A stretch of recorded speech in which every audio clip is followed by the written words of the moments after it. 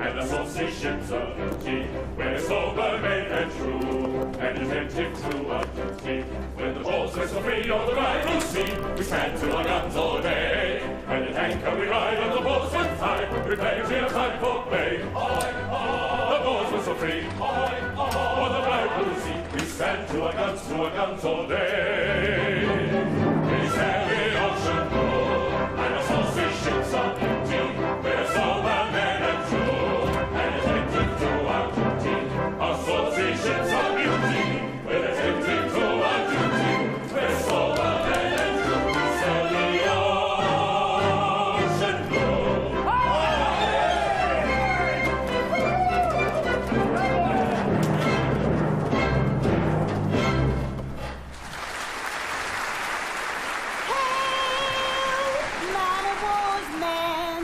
Safeguards of your nation. Here is an end at last of all privation. You've got your pay, spare all you can afford to welcome little Buttercup on board.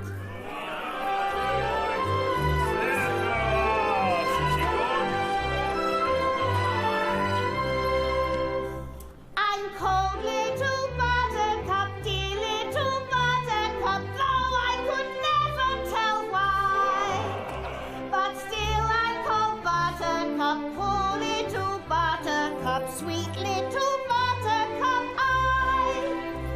I've snuff and tobacco and excellent Jackie. I've scissors and watches and knives.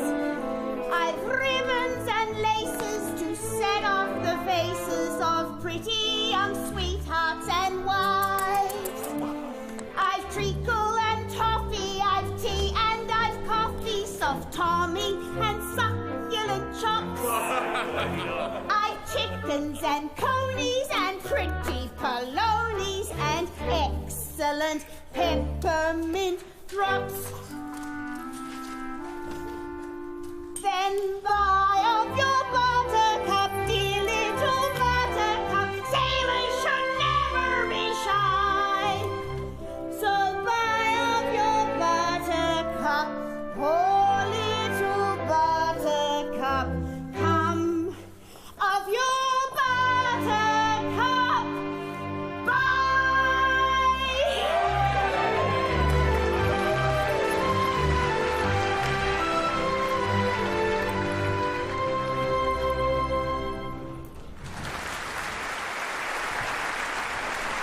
Aye, little Buttercup, and well called, for you are the rosiest, the roundest, and the reddest beauty in all of Spithead.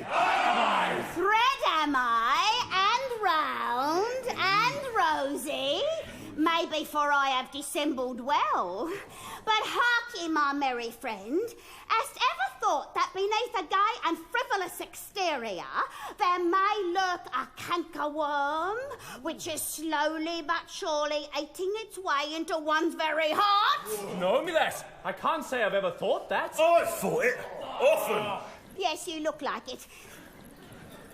What's the matter with the man? Isn't he well? Don't take no heed of him. That's only poor Dick Deadeye. I say it's a beast of a name, innit, eh, Dick? Deadeye. It's not a nice name. Yeah, and I'm ugly too, ain't I? You are certainly plain. Ha-ha, that's it. I'm ugly, and they hate me for it. For you all hate me, don't you? We do! There, from such a face and form as mine, the noblest sentiments sound like the black utterances of a depraved imagination.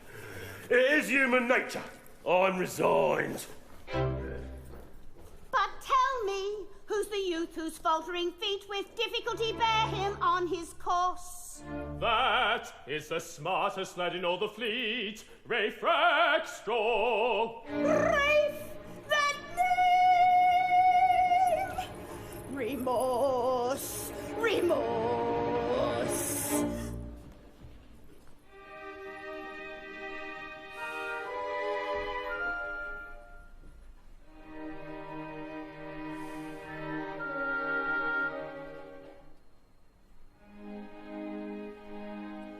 The nightingale sighed for the moon's bright ray,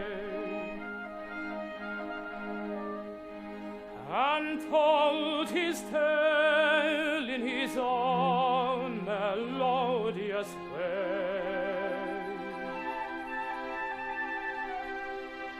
He sang how well a day. He sang how well a day.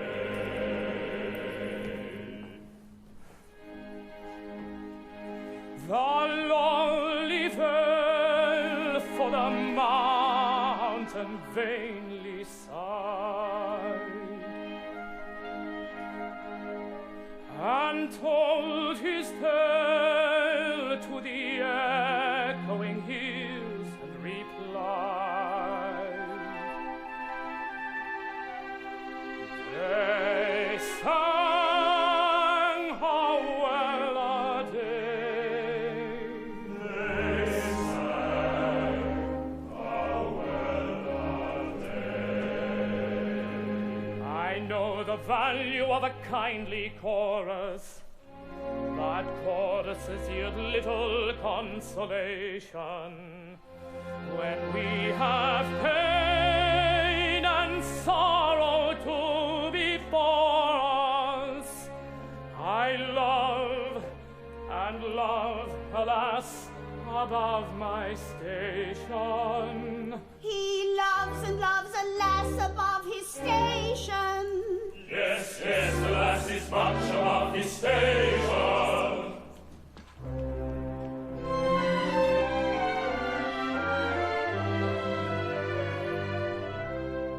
A maiden fair to see, the pearl of minstrelsy, a bud of blushing beauty, for whom proud nobles sigh, and with each other vie to do her menial's duty. To do her menial's duty. A suitor lowly born, with hopeless passion torn, and poor beyond denying, has dared for her to pine, at whose exalted shrine a world of wealth is sighing. A world of wealth is sighing.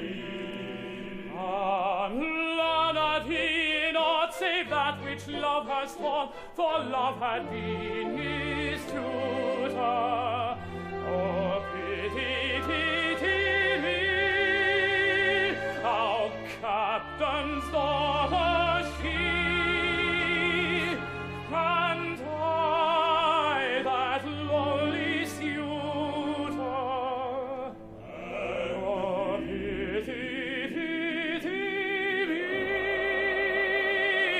our captain's daughter she, and I, that lonely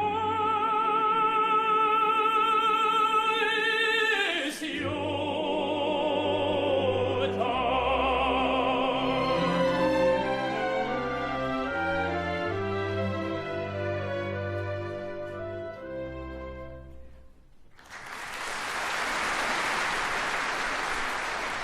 Ah, me poor lad, you've climbed too high. A worthy captain's child won't have nothing to say to a poor chap like you, will she, lads? No. Captain's daughters don't marry foremast hands. Shame! Shame! Dick Deadeye, I have no desire to press hardly on you, but such a revolutionary sentiment is enough to make an honest sailor shudder. Me lads, our gallant captain has come on deck. Let us greet him as so brave an officer and so gallant a seaman deserves. My gallant crew, good morning. Sir, good morning. I hope you're all quite well. Quite well. And you, sir? I am in reasonable health, and happy to meet you all once more. You do us proud, sir.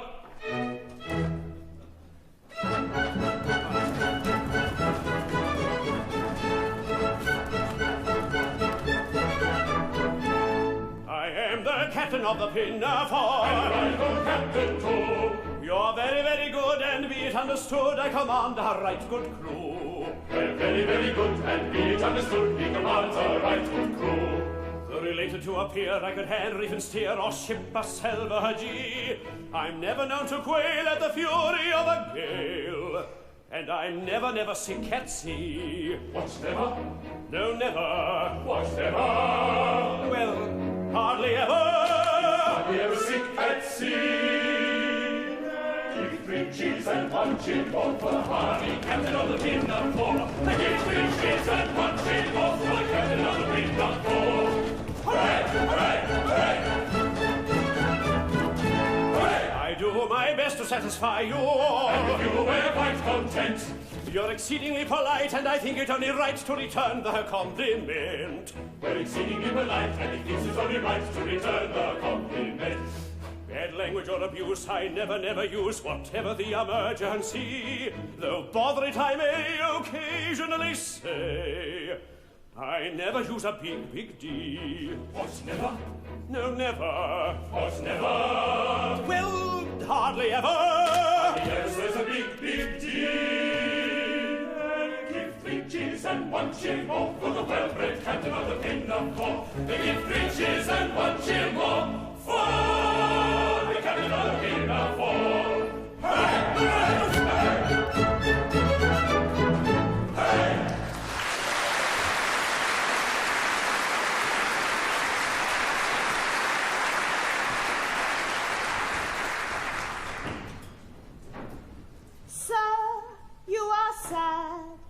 The silent eloquence of yonder tear that trembles on your eyelash proclaims a sorrow far more deep than common. Confide in me, fear not, I am a mother. Yes, little Buttercup, I'm sad and sorry. My daughter, Josephine, the fairest flower that ever blossomed on ancestral timber, is sought in marriage by Sir Joseph Porter, our Admiralty's first lord. But for some reason, she does not seem to tackle kindly to it. Oh, poor Sir Joseph.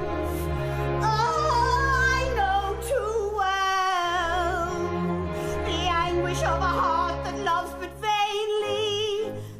But see, here comes your most attractive daughter. I go. Farewell. A plump and pleasing person.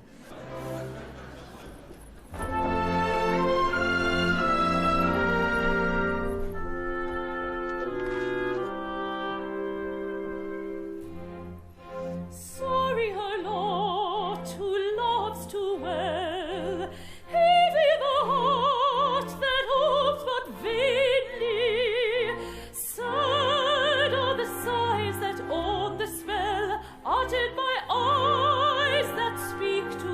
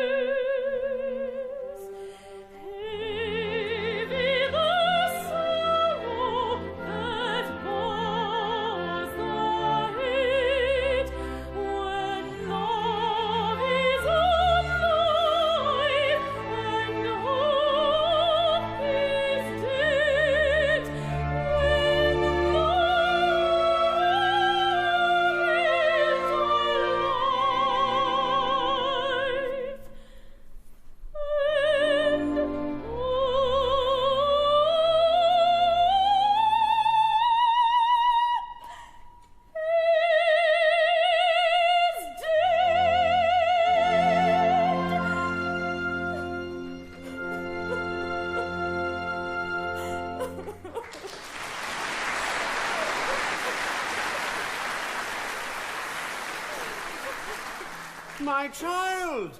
I grieve to see that you are a prey to melancholy. You should look your best today, for Sir Joseph Porter, KCB, will be here this afternoon to claim your promised hand. Oh, Father, your words cut me to the quick. I can esteem, reverence, venerate Sir Joseph, for he is a great and good man. But oh, I cannot love him. My heart is already given. It is then as I feared. Given, and to whom? Not to some gilded lordling. No, Father. The object of my love is no lordling. Oh, pity me, for he is but a humble sailor on board your own ship. Impossible. Yes, it is true, too true. A common sailor? Oh, fie. I blush for the weakness that allows me to cherish such a passion. I hate myself when I think of the depths to which I have stooped in permitting myself to think tenderly of one so ignobly born. But I love him, I love him, I love him! Oh, come, my child, let us talk this over. In a matter of the heart, I would not coerce my daughter. I attach but little value to rank or wealth. But the line must be drawn somewhere.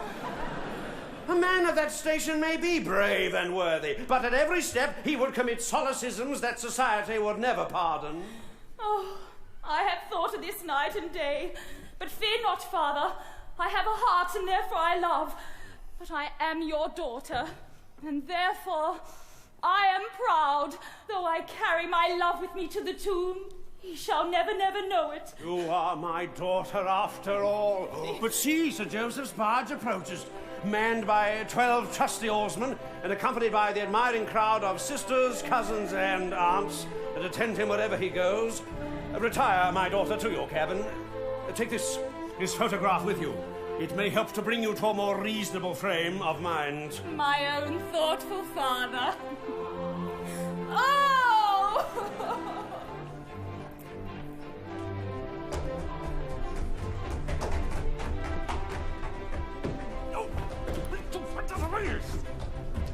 Sir Joseph's barge is seen, and his crown of blushing beauty. We hope he'll find us clean, and attentive to our duty. We sail the ocean blue, and the saucy ships of beauty. We're sober, men and true, and attentive to our duty. Sober, men and true. We're smart and sober men, and wisely void of fear. In all the royal men, none are so smart as we are.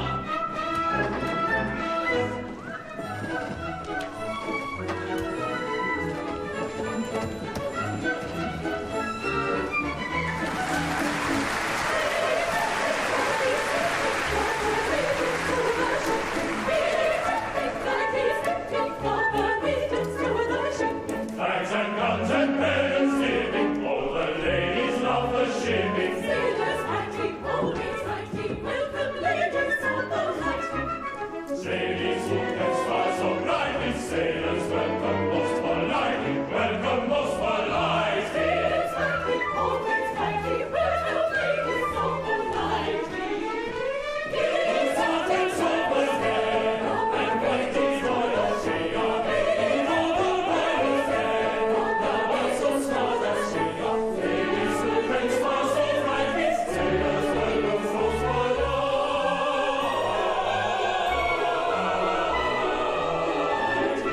Most politely.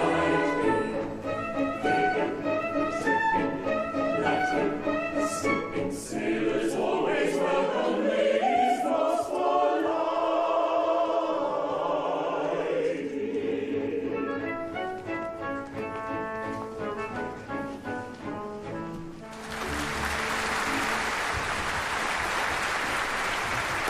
Now give 3 cheers, I'll lead the way.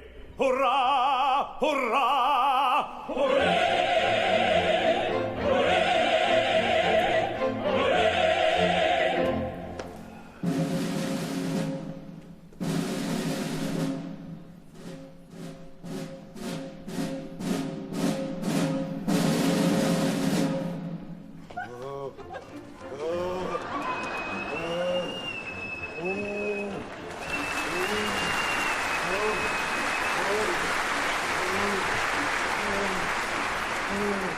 I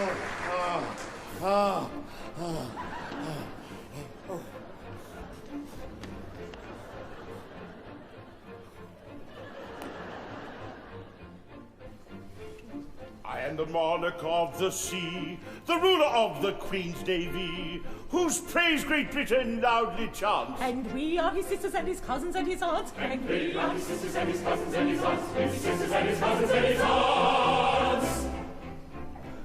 When at anchor here I ride, my bosom swells with pride, and I snap my fingers at the foeman's taunts. And so do his sisters and his cousins and his aunts. And so do his sisters and his cousins and his aunts. His sisters and his cousins and his aunts.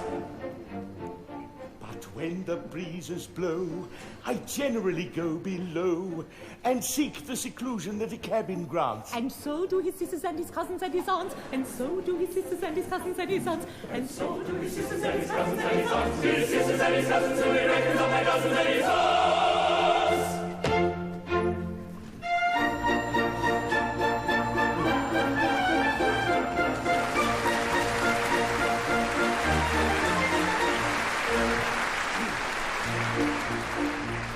When I was a lad, I served a term as office boy to an attorney's firm. I cleaned the windows and I swept the floor, and I polished up the handle of the big front door. I polished up that handle so carefully that now I am the ruler of the Queen's Navy. Polished up the handle so carefully that now he is the ruler of the Queen's Navy. As office boy, I made such a mark that they gave me the post of a junior clerk. I served the writs with a smile so bland, and I copied all the letters in a big round hand.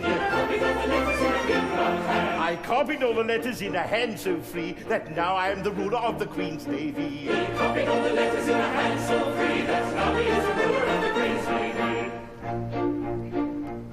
In serving a writ, I made such a name that an articled clerk I soon became. I wore clean collars and a brand new suit for the pass examination at the Institute. For the pass examination at the Institute. And that pass examination did so well for me that now I am the ruler of the Queen's Navy. And that pass examination did so well for me that now he is the ruler of the Queen's Navy.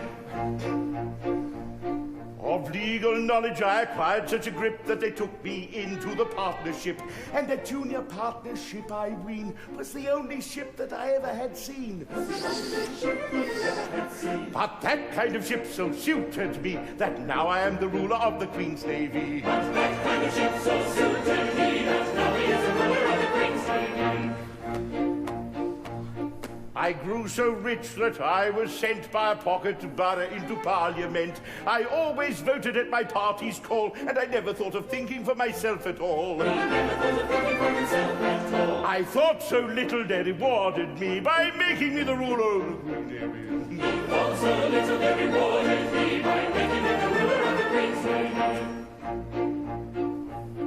Now, landsmen all, whoever you may be, if you want to rise to the top of the tree, if your soul isn't fettered to an office stool, be careful to be guided by this golden rule. Be careful to be guided by this golden rule. Stick close to your desks and never go to sea. And you all may be rulers of the Queen's Navy. Stick close to your desks and never go to sea, and you all may be rulers of the Queen's Navy.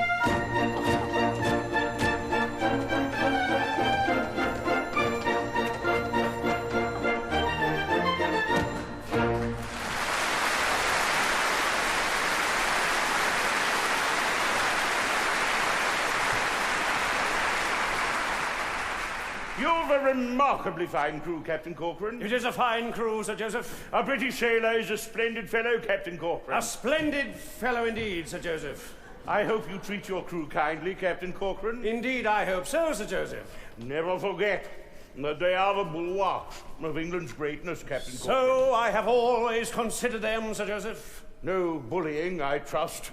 No strong language of any kind, eh? Never, Sir Joseph. What, never? Well, hardly ever, Sir Joseph. They are an excellent crew and do their work thoroughly without it. Don't patronize them, sir. Pray don't patronize them. Certainly not, Sir Joseph. That you are their captain is an accident of birth. I cannot permit these noble fellows to be patronized because an accident of birth has placed you above them and them below you. I am the last person to insult a British sailor, Sir Joseph. You are the last person who did, Captain Corcoran. Desire that splendid seaman to step forward. No, the other splendid seaman. Rafe Rackstraw, 3 paces to the front. March. If what? I beg your pardon, I don't think I understand you. If you please. Yes, of course. If you please. You're a remarkably fine fellow. Yes, Your Honour. And a first-rate seaman, I'll be bound. There's not a smarter topman in the Navy, Your Honour. Though I say it, who shouldn't? No, not at all. Proper self-respect, nothing more. Can you dance a hornpipe? No, Your Honour. Oh, that's a pity. All sailors should dance hornpipes. I'll teach you one this evening after dinner. Now tell me, don't be afraid. How does your captain treat you, eh? A better captain don't walk the deck, Your Honour. Aye, Good. I like to hear you speak well of your commanding officer. I dare say he don't deserve it, but still, it does you credit. Can you sing? I can hum a little, Your Honour. Oh, then hum this at your leisure. It is a song that I have composed for the use of the Royal Navy. It is designed to encourage independence of thought and action in the lower branches of the service, and to teach the principle that a British sailor is any man's equal, excepting mine. And now, Captain Corcoran, a word with you in your cabin on a tender and sentimental subject. Aye, Sir Joseph. Bosun, in commemoration of this joyous occasion, see that extra grog is served out to the ship's company at 7 bells. Beg pardon? If what, Your Honour? If what? I don't think I understand you. If you please, Your Honour. What? The gentleman is quite right. If you please. If you please. For I hold that on the seas, the expression, if you please, a particularly gentlemanly tone implies. And so do his sisters and his cousins and his aunts. And so do his sisters and his cousins and his aunts. His sisters and his cousins and the records of my cousins and his aunts.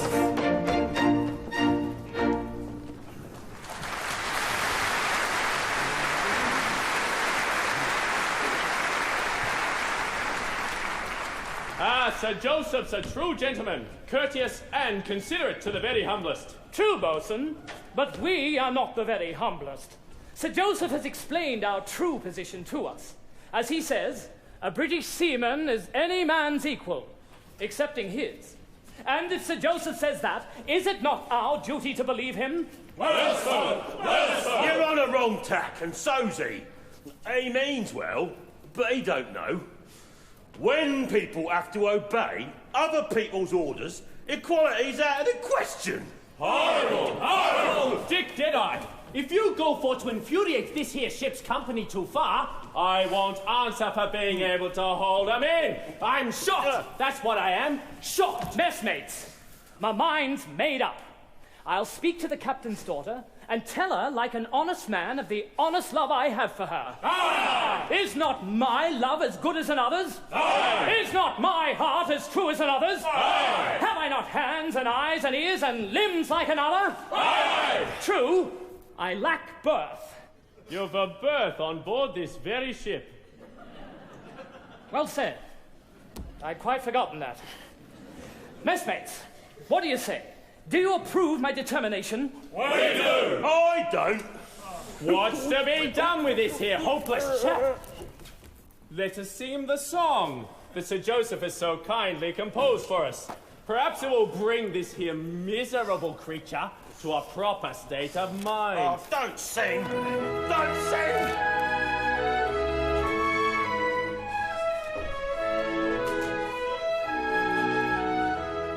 A British tar is a soaring sword, as free as a mountain bird. His energetic fist should be ready to resist a dictatorial word. His hair should hang, and his lip should curl, his cheek should flame, and his brow should furl, his bosom should heave, and his heart should glow, and his fist be ever ready for a knockdown. His nose should bang, his lips should curl, his cheek should flame, his brow should furl, his foot should heave, his heart should glow, and his fist be ever ready for a knockdown.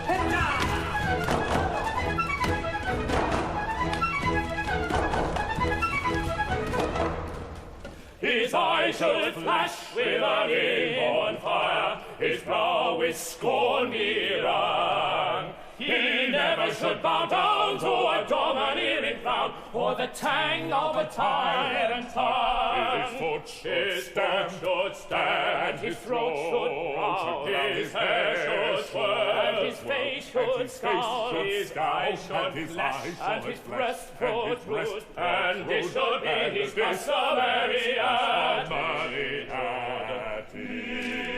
His throat should stand, his tongue should growl, his hair should swirl, his face should scowl, his eyes should flash, his breast should root, and this should be his customary attitude. His attitude, his attitude, his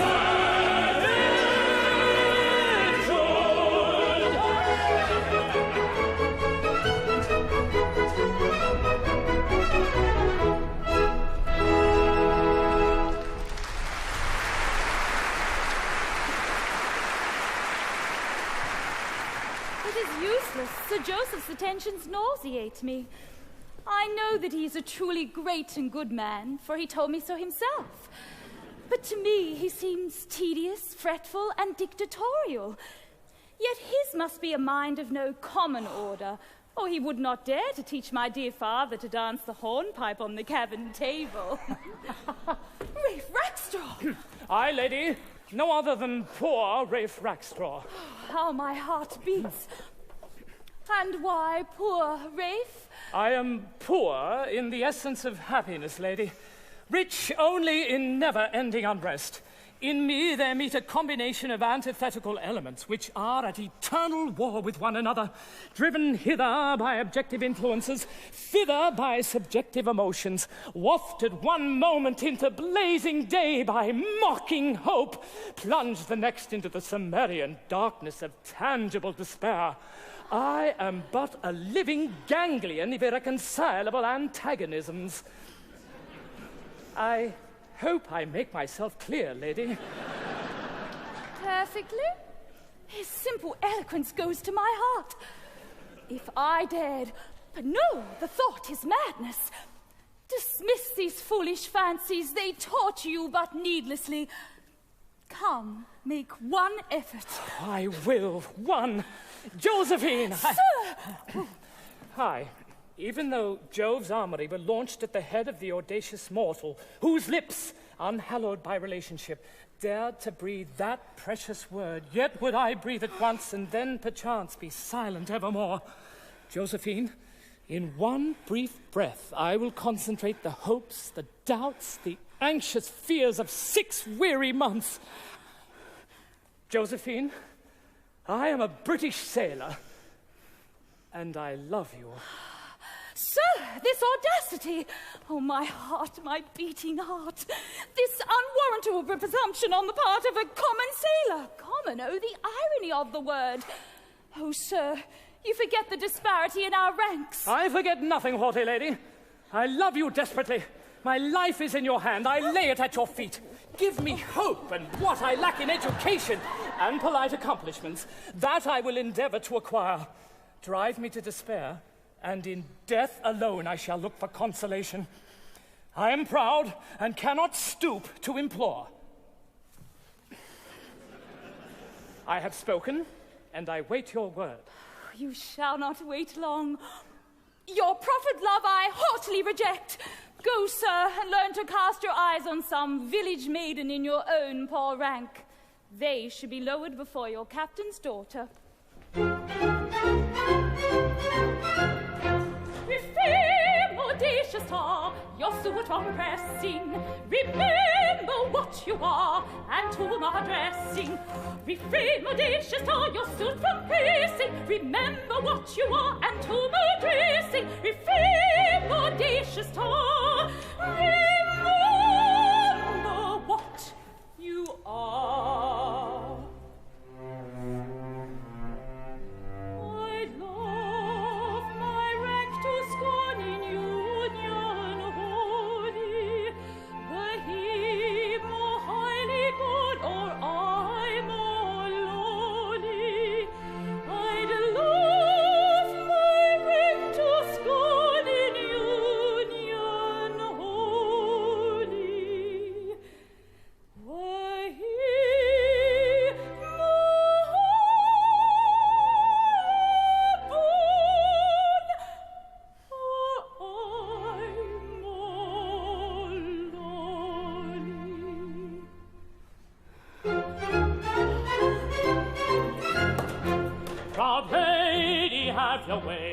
am feeling beauty. You speak and I obey, it is my duty. I am the lowliest star that sails the water, and you, proud maiden, are my captain's daughter. Proud lady, have your way. You speak, and I obey. My heart with anguish torn bows down before her. She laughs my love to scorn, yet I adore her. My heart with anguish torn bows down before her. She loves my love to scorn, yet I adore her. Be free, audacious tongue, your suit from pressing. Proud lady, have your way, unfeeling beauty. My heart with anguish scorn was down before her. She loves my love to scorn, yet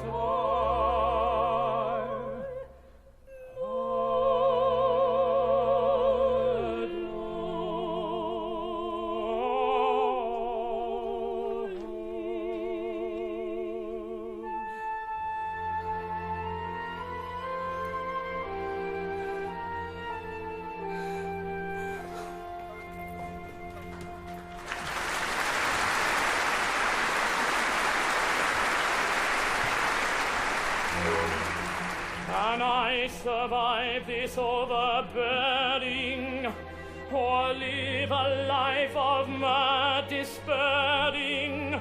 My prophet love despise her rejected. No, no, it's not to be expected.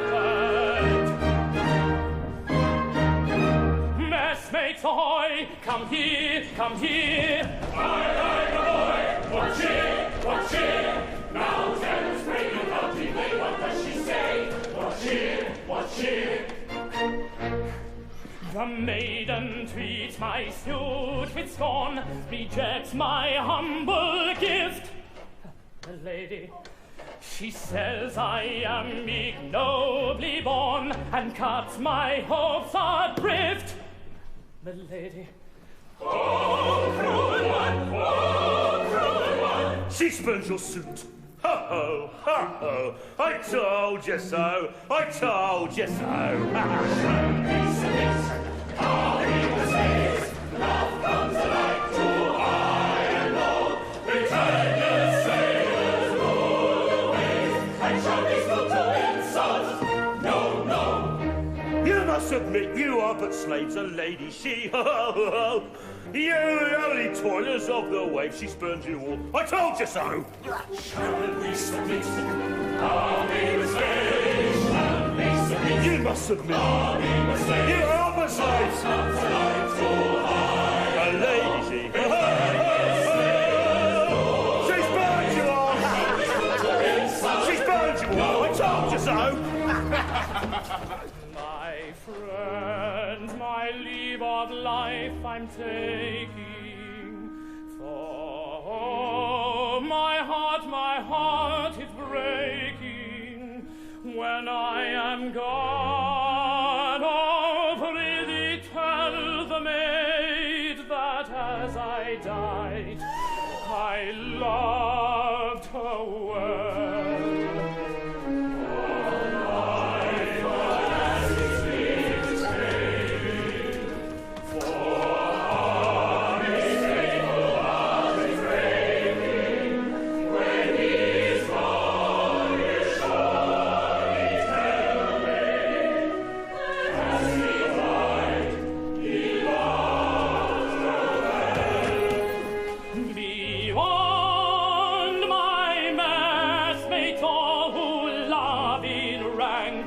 above you.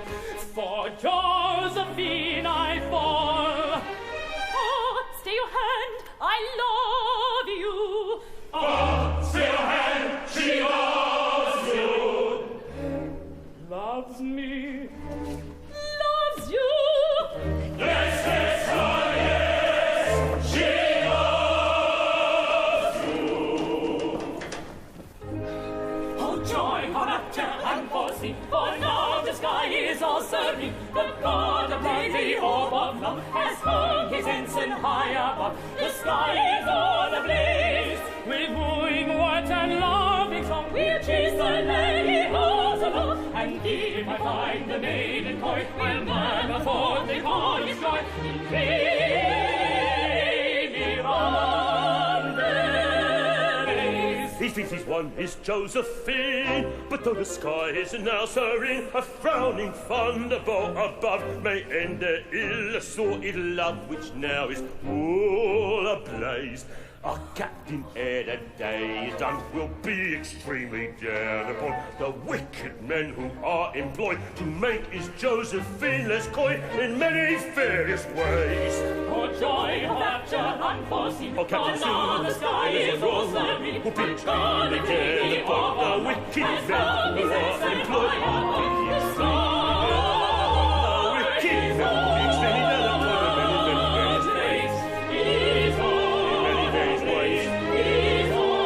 men will be extremely down upon the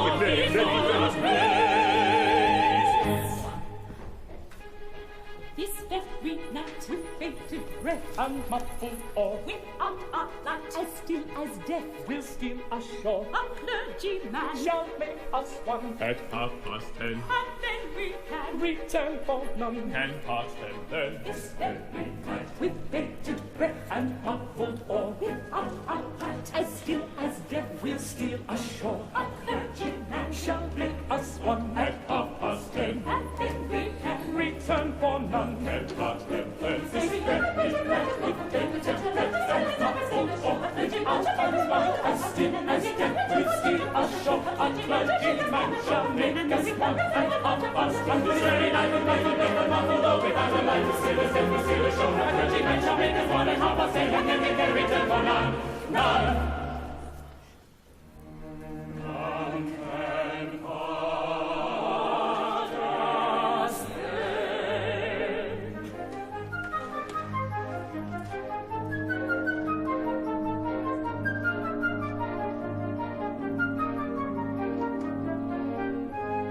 Forbear, nor carry out the scheme you planned. She's a lady, you a foremast hand.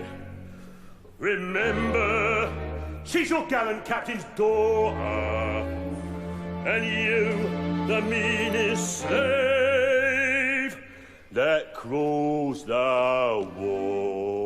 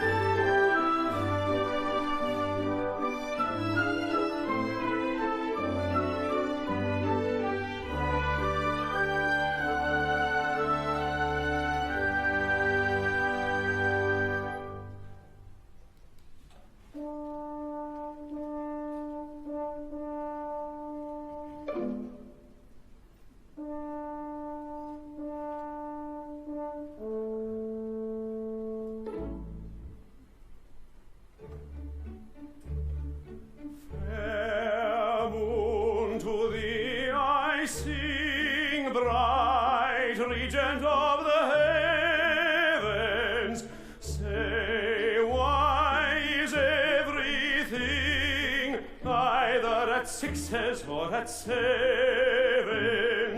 Say why is everything either at sixes or at sevens? I have lived hitherto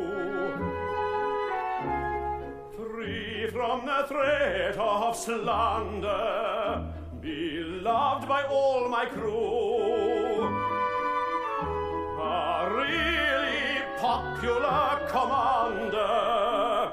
But now my kindly crew rebel, my daughter to a tar is partial.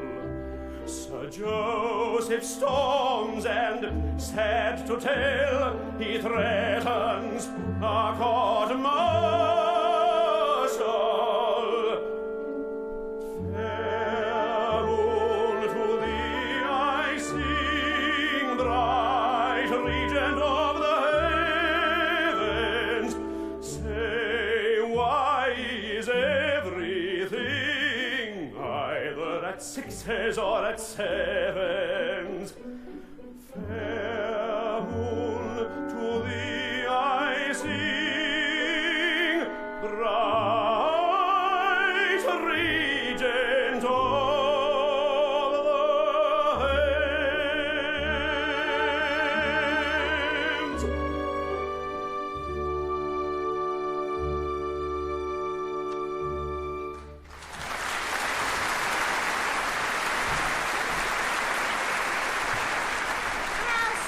He carols forth his melody to the unconscious moon.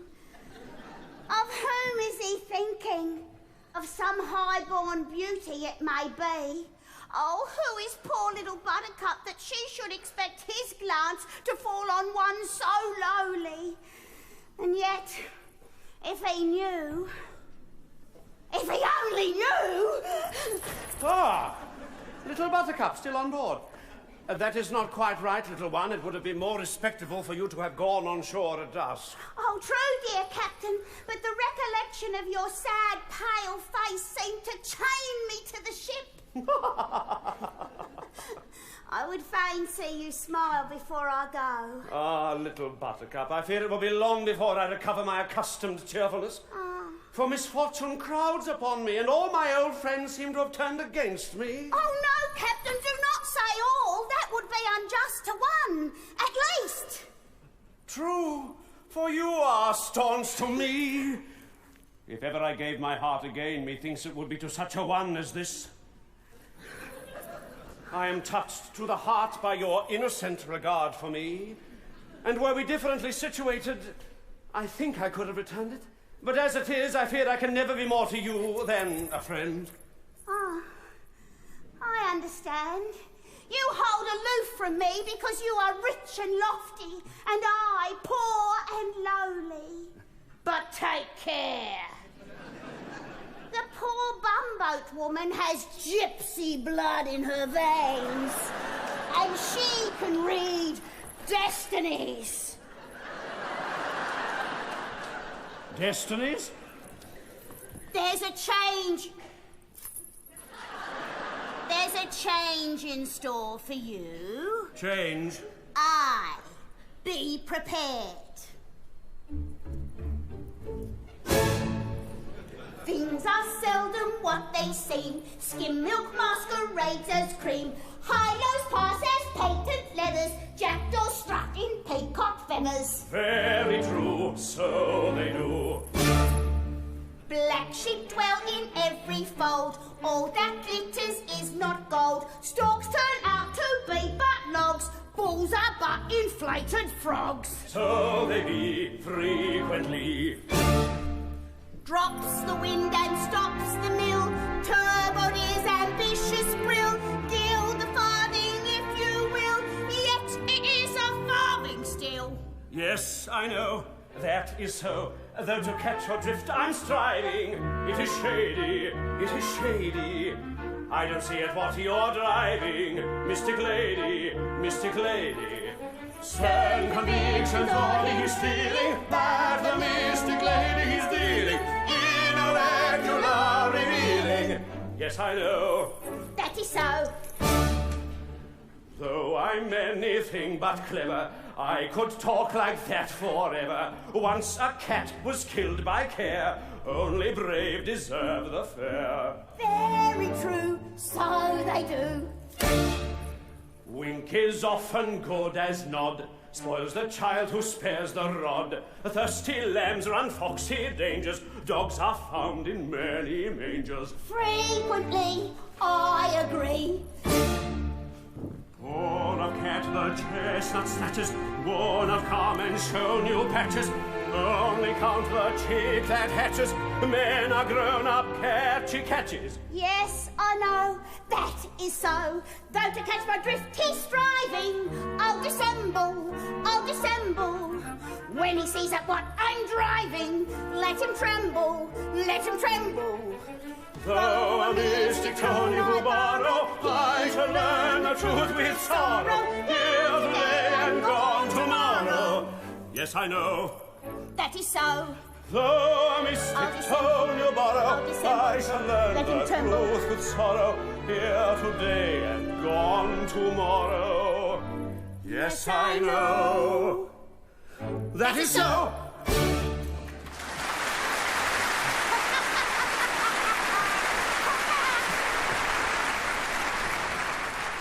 Incomprehensible as her utterances are, I nevertheless feel that they are dictated by a sincere regard for me. But to what new misery is she referring? Time alone can tell. Captain Corcoran, I am much disappointed with your daughter. In fact, I don't think she will do. She won't do, Sir Joseph? I'm afraid not. The fact is that although I have urged my suit with as much eloquence as is consistent with an official utterance, I have done so hitherto without success. How do you account for this? Really, Sir Joseph, I hardly know. Josephine is, of course, sensible of your condescension. She naturally would be. But perhaps your exalted rank dazzles her? You think it does? Well, I can hardly say. But she is a modest girl, and her social position is far below your own. It may be that she feels she is not worthy of you. That is really a very sensible suggestion, and displays more knowledge of human nature than I had given you credit for. Oh, see, she comes. If your lordship would kindly reason with her and assure her officially that it is a standing rule at the Admiralty that love levels all ranks. Her respect for an official utterance might induce her to look upon your offer in its proper light. It is not unlikely. I will adopt your suggestion. But soft, she's here. Let us withdraw and watch our opportunity.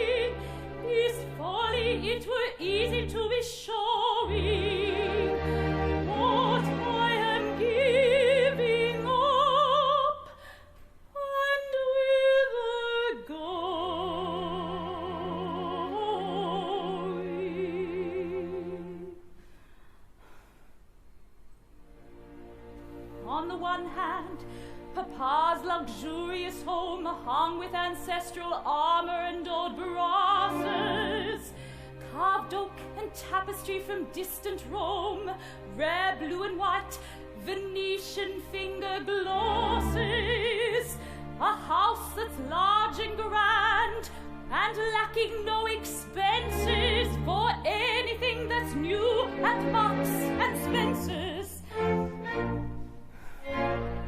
And on the other, a dark some dingy room, in some back street with stuffy children crying, where organs yell and clacking housewives fume, and clothes are hanging out all day are drying, with one cracked looking glass to see your face in, and dinner served up in a pudding basin.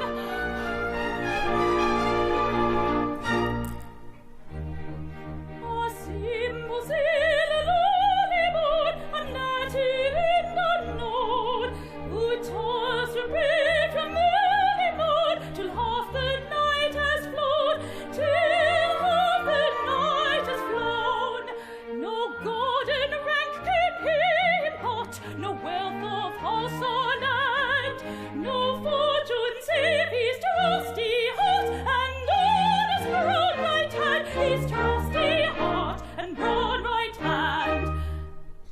And yet it is so wondrous fair, that love for one so passing rare, so peerless in his manly beauty, were little else than solemn duty, were little less than solemn duty.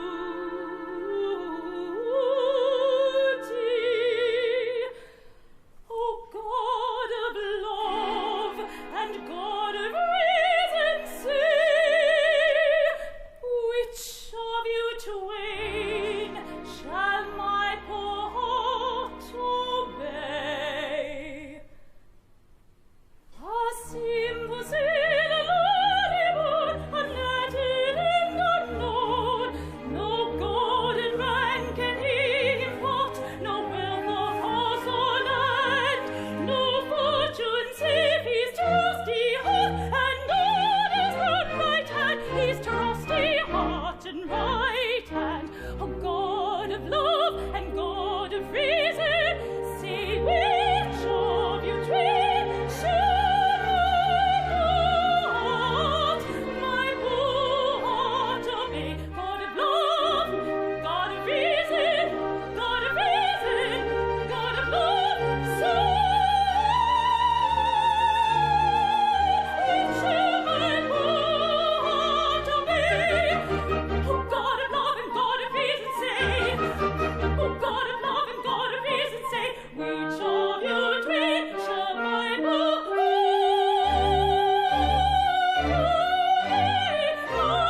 heart obey? Which shall my heart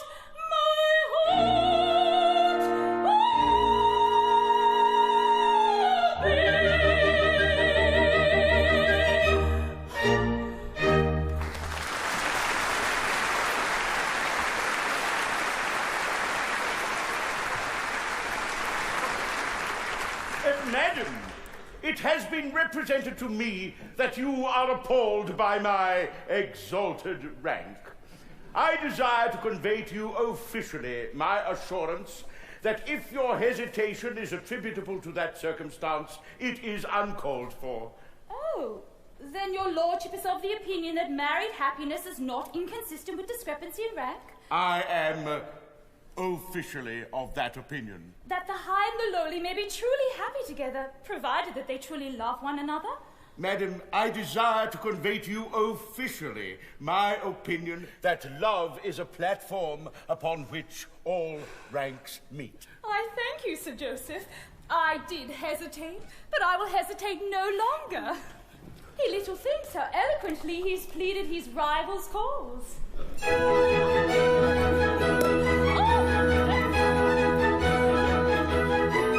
Never mind the wild wherefore love can level ranks, and therefore, though his lordship's station's mighty, though stupendous be his brain, though her tastes are mean and flighty, and her fortune poor and plain, ring the merry bells on board ship, rend the air with warbling wild, for the union of my lordship with a humble captain's child, for a humble captain's daughter, For a gallant captain's daughter, And a lord who rules the water. and a tower ploughs the water. Let the air with joy be laden, ring with songs the air above, for the union of the maiden with the man who earns her love.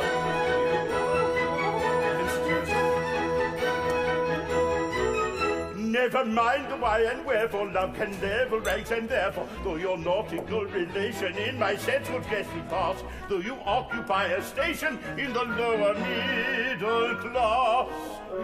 Ring the merry bells on board ship, rend the air with warbling wild, for the union of my lordship with a humble captain's child. For a humble captain's daughter. For a gallant captain's daughter. And a lord who rules the water. And a tower glass of water. Let the air with joy be laden, ring with songs the air above, for the union of the maiden with the man who earns her love.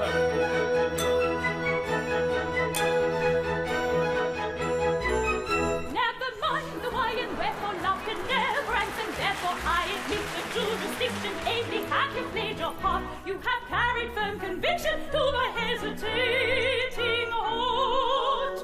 Ring the merry bells on board ship, rend the air with warbling wild, for the union of my lordship with a humble captain's child. For a humble captain's daughter. For a gallant captain's daughter. And a lord who rules the water. And a tower glass of water.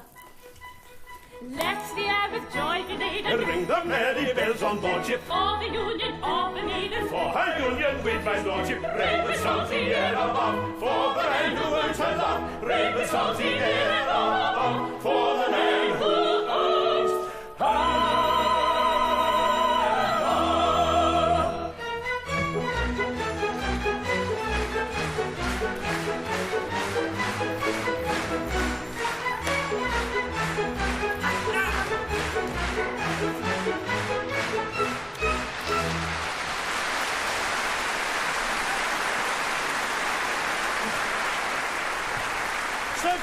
Sir Joseph, I cannot express to you my delight at the happy result of your eloquence. Your argument was unanswerable. Captain Corcoran, it is one of the happiest characteristics of this glorious country that official utterances are invariably regarded as unanswerable. At last, my fond hopes are to be crowned. My only daughter is to be the bride of a cabinet minister. The prospect is Elysian. Captain!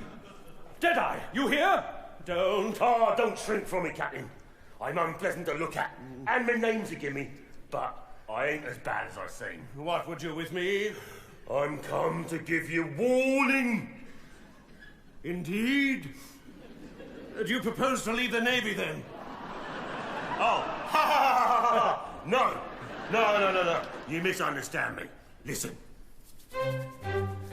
Kind Captain, I've important information.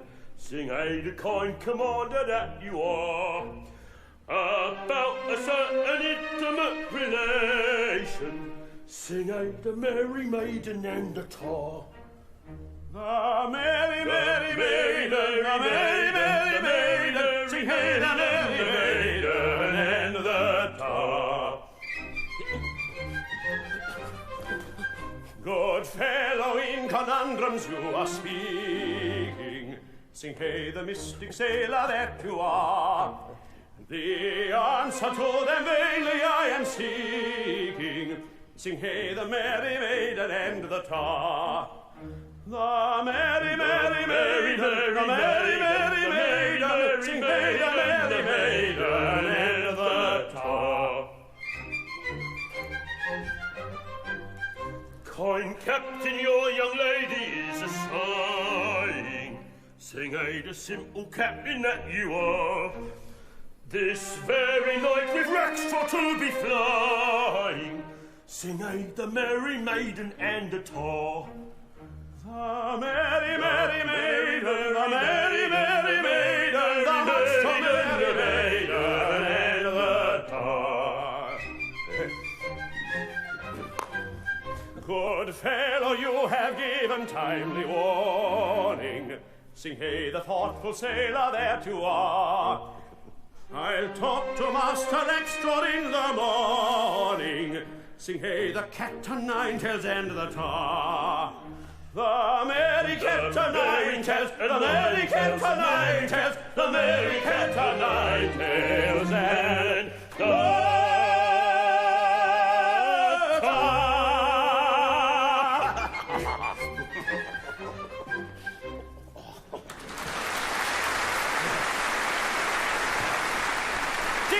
I thank you for this timely warning. I will at once take means to arrest their flight. This boat cloak will afford me ample disguise. So. They are foiled. Foiled! Foiled!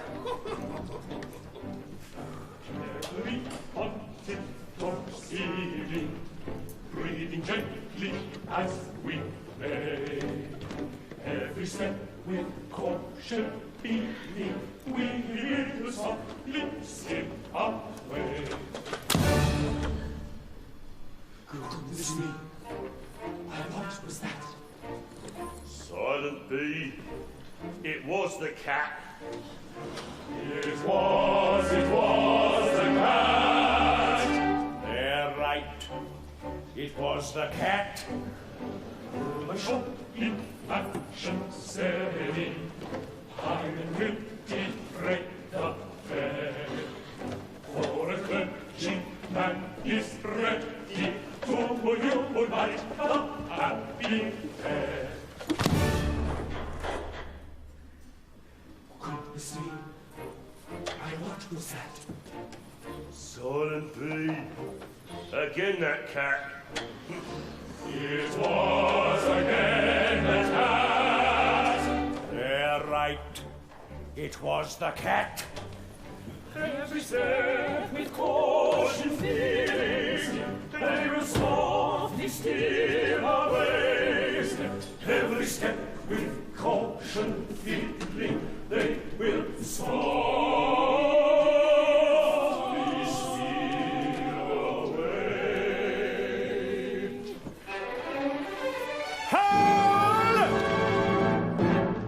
Pretty daughter of mine, I insist upon knowing where you may be going with these sons of the brine. For my excellent crew, though foes they could thump any, are scarcely fit company, my daughter for you. The heart and the door, of foes they could thump any, was scarcely fit company for a lady like you. Proud officer, that haughty lip uncurl, vain man, suppress that superciliously, for I have dared to love your merchless girl, a fact well known to all my messmates here. Oh, horror! I, humble, poor, and lowly born, the meanest in the broad division, the part of epauleted scorn, the mark of courted division, has dared to raise his worthy eyes above the dust to which you'd hold me in madness, glorious, bright your eyes. I am an Englishman, behold me. Is an Englishman. He is an Englishman. For he himself has said it, and it's greatly to his credit that he is an Englishman. That he is an Englishman. For he might have been a Rougean, a French or Turk or Prussian, or perhaps Italian, or perhaps Italian. But in spite of all temptations to belong to other nations, he remains an Englishman. He remains an Englishman. For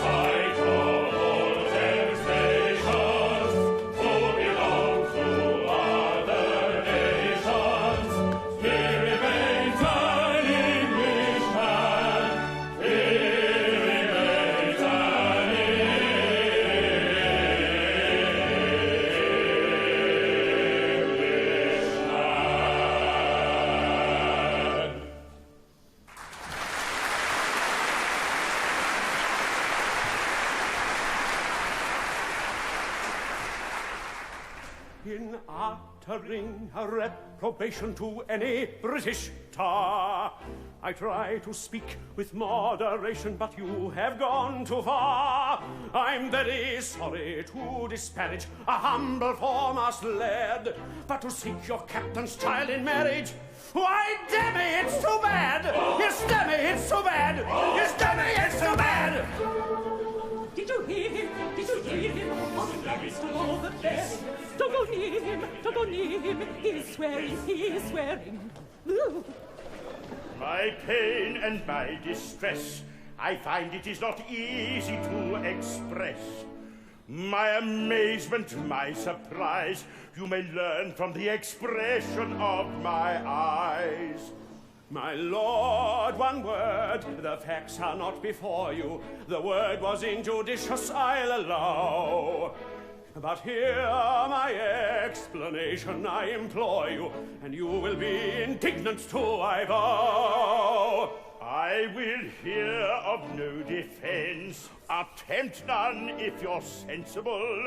That word of evil sense is wholly indefensible.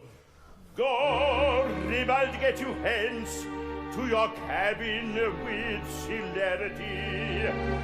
This is the consequence of ill-advised asperity. This is a consequence of ill-advised asperity. For I teach you all along to refrain from language strong, for I haven't any sympathy for ill-bred taunts. No more have his sisters nor his cousins nor his aunts. No more have his sisters nor his cousins nor his aunts. No more have his sisters nor his cousins nor his aunts. His sisters nor his cousins and he reckons of my cousins and his aunts. For he is an Englishman. For himself has said it, and his bravery told his credit, and he is an Englishman.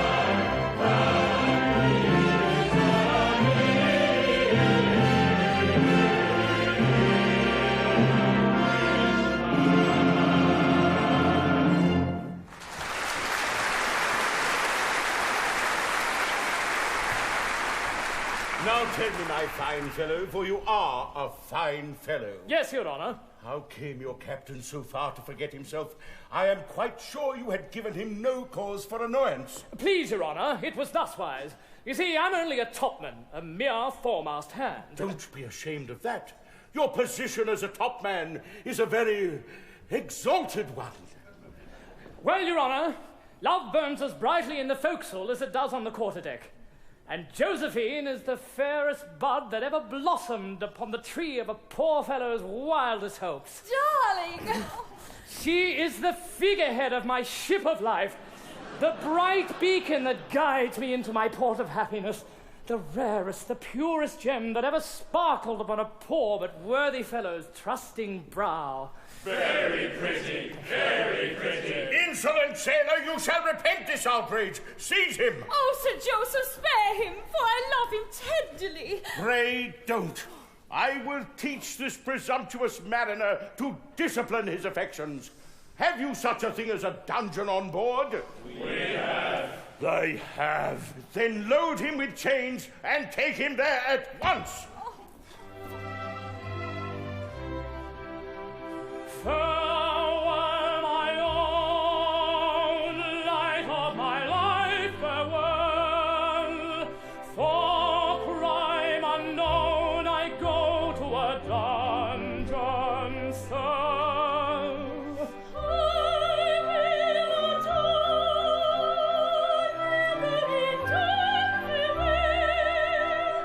farewell, and rejoice in your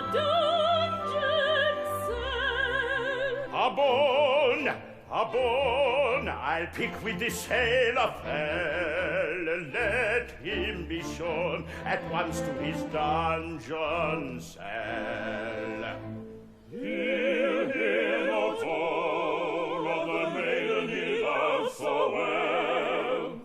No telephone communicates with his cell.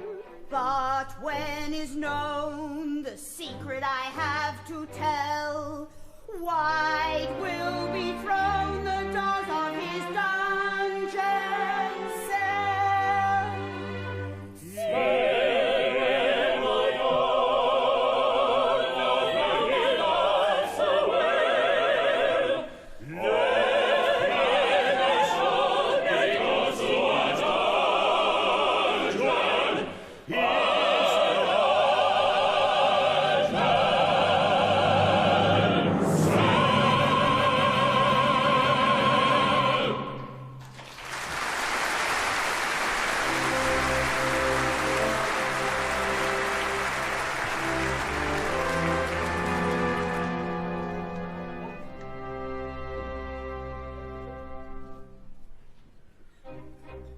My pain and my distress, again it is not easy to express.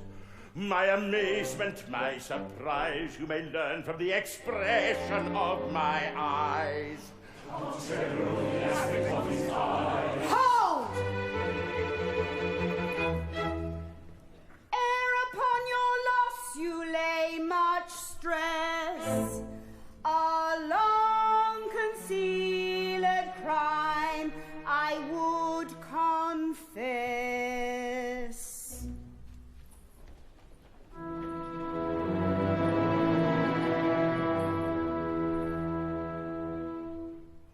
Many years ago, when I was young and charming, as some of you may know, I practiced baby farming.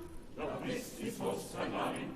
When she was young and charming, she practiced baby farming.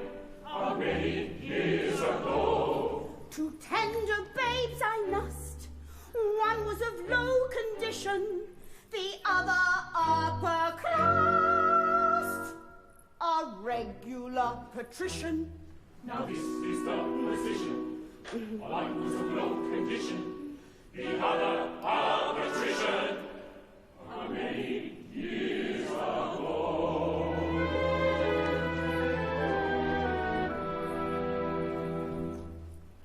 Oh, bitter is my cup.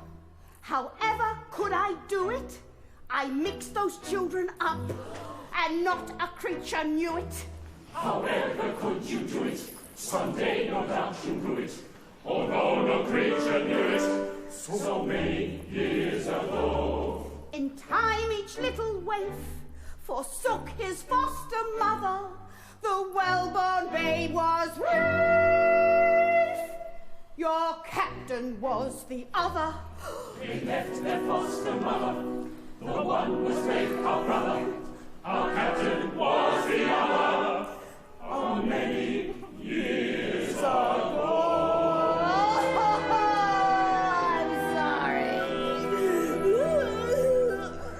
Then I am to understand that Captain Corcoran and Rafe were exchanged in childhood's happy hours? That Rafe is really the captain, and the captain is Rafe? That is the idea I intended to convey. Officially. And very well you have conveyed it, Miss Buttercup. Aye, aye, Your Honour. Dear me. Let them appear before me at once.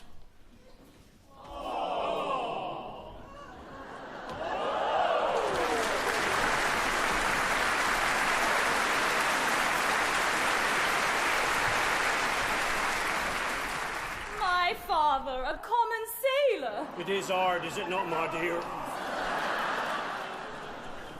This is a very singular occurrence. I congratulate you both.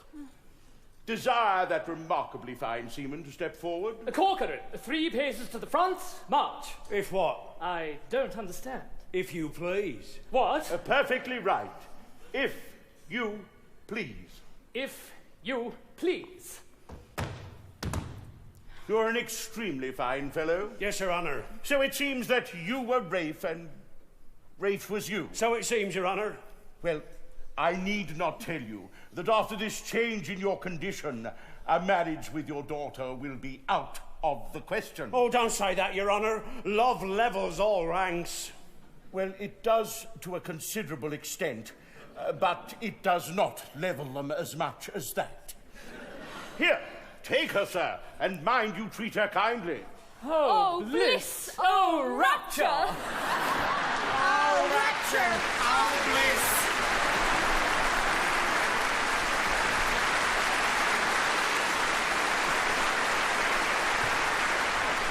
Sad my lot and sorry.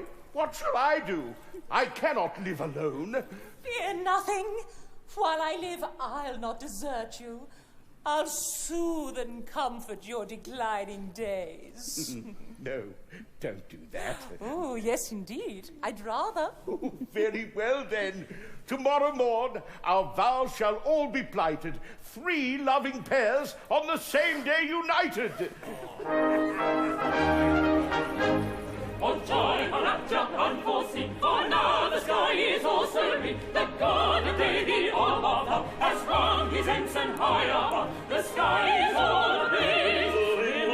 What a love is which is the lady of love. And if he finds a maid in court, and man of force decor his joy, in dream,